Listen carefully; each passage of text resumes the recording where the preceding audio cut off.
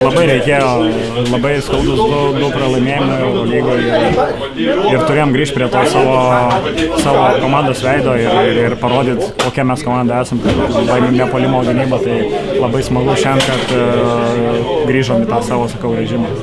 Apskritai, apie rungtynių tą visą planą, kaip pavyko jį išpildyti, atrodo, kad gynyboje viskas klojosi pagal jūsų tą numatytą scenarijų. Žiauriai geras fokusas buvo, tikrai labai daug dalykų jų atkirtom, pavyko tikrai. Dabar sunku pasakyti, nepažiūrėjus rungtynių, bet manau, didžioji dalis pavyko, kažkiek dar atidavėm tas vis tiek stiprias rankas, jų žaidėjom kažkur įsiveršti, kur galėjom biškį parizikuoti ant metimo, bet čia, jeigu tik tiek tokių dalykų taisytinų turėsim, tai tikrai eisim didesnį žingsnis į priekį ir dabar jau didelį pavėjom. Tas Ryto žemesnis nei 20% pataikymas iš perimetro, kiek tai yra nuopelnas jūsų gynybai? Tai žinom, kas pas juos meta, žinom, kas nemeta ir didžiąją dalį rungtynių žaidėm, keitėmės ginamaisiais, neleidom jiem tų lengvų metimų, išsimes, mėgsta jie tas tokias bėga užtvarą ir slipina, kaip pasakyti. Tai išmušėm iš šito jų derinio ir neturėjo tokių paprastų lengvų metimų ir nuo ko galėjom parizikavom.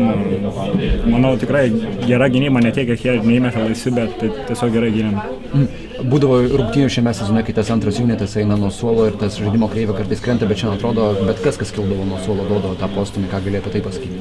Tai visų pirma, didžiulis ačiū mūsų fanam, kur susirinko neįtikėtinas skaičius ir ką jie čia išdarinėjo. Ir gerai prisimenu pokalbį prieš sezoną, kai jie atėjo pas mus treniruoti ir davė mums suprasti, mes be abejo lietuviai žinom, bet davė mūsų užsieniečiams suprasti, kokios reikšmės šios rungtynės yra ir visi priėmė tai labai rimtai ir atėjo su didžiuliu užsėdimu ir fokusu ir žaidė gerai, visi pakilę nuo suolo.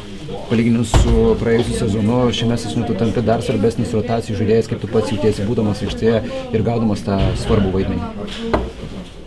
Nesureiškinu, tada patį, ką ir praeitą sezoną, tą ir šitą darau, tą, ką iš manęs prašo, stengiuosi būti agresyvus, gal kiek daugiau grįžau į savo poziciją, nereikia žaisti žaidėjų, tai man pačiam ir palengvėja ir žinom, lygis išvyko, tų minučių padaugėjo, bet sakau, stengiuosi pateisinti visus lūkesčius, ko iš manęs nori ir noriu nesustoti ir toliau dirbti. Kiek svarbi šita pergalė prieš Eurolygą, prieš sugrįžtant atsigaunant į Eurolygą? Ne tiek, kad gal prieš Eurolygą, bet bendrai šiam sezone sužaidėm turbūt vienas geriausių rungtynių ir parodėm, sakau, koks turi būti mūsų veidas.